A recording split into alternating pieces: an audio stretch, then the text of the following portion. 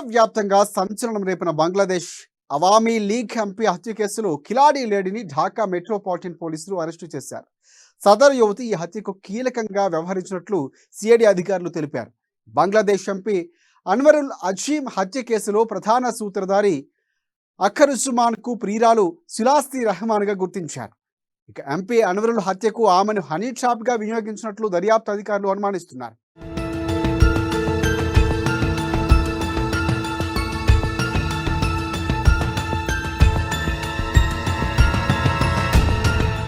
ఇండియాలో హత్యకు గురైన Bangladesh MP Anwarul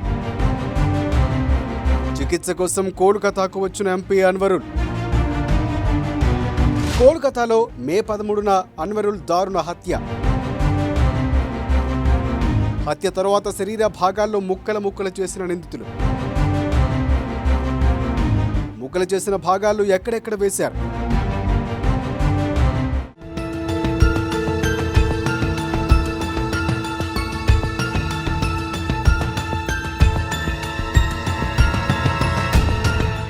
Bangladesh Awami league MP ఇండియాలో మిస్ అయి ఆ తరువాత దారుణ హత్యకు గురైన ఘటన అందరికీ షాక్ గురి చేసింది.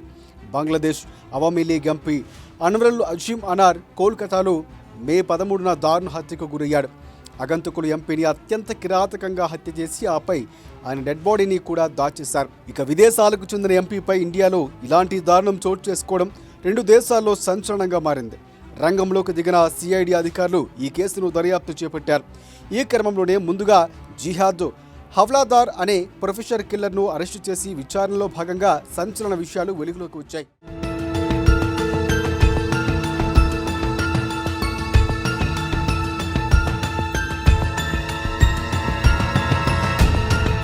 చికిత్స కోసం కోల్కతాకు వచ్చిన ఎంపీ అన్వరుల్ అజీం అనార్ను పక్కా ప్లాన్ ప్రకారమే హత్య చేసినట్లు దర్యాప్తులో తేలింది. ఈ ప్లాన్ వెనుక ప్రధాన సూత్రధారి బంగ్లాదేశ్కు చెందిన అమెరికా పౌరుడు అఖ్తరుజ్జమాన్ గా గుర్తించారు.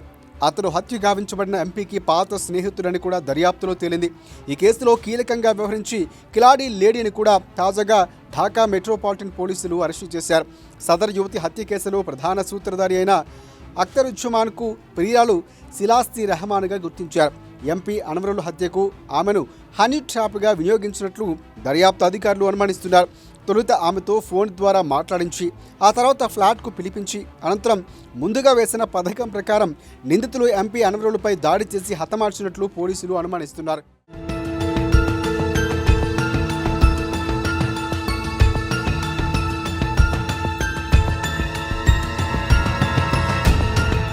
ఇప్పటికే ఎంపీ హత్య కేసులో అధికారులు దర్యాప్తును ముమ్మరం చేశారు. ఎంపీ హత్య తర్వాత శరీర భాగాలు ఎక్కడ పడవేశారో సులాస్తి రెహమాన్కు తెలుసుకొని సిఐడి ప్రాథమికంగా అంచనా వేస్తోంది. ఇక ప్రధాన సూత్రధారి అఖ్తరుజ్జమాన్కు 2 నెలల క్రితమే జిహాద్ ముంబై నుంచి కోల్కతాకు తీసుకువచ్చినట్లు తెలుస్తోంది. జిహాద్ పోలీసులకు ఇచ్చిన స్టేట్మెంట్ ప్రకారం అఖ్తరుజ్జమాన్ ఆదేశాల మేరకే అతడు మరో 4 బంగ్లాదేశీయులతో కలిసి న్యూటౌన్ ప్లాట్లో ఎంపీని హత్య చేసినట్లు నేరం అంగీకరించారు. ఈ కేసులో అఖ్తరుజ్జమాన్ ప్రియురాలు సులాస్తి రెహమాన్ నోరు విప్పితే మరిన్ని విషయాలు బయటకు వచ్చే అవకాశం ఉందంటున్నారు అధికారులు.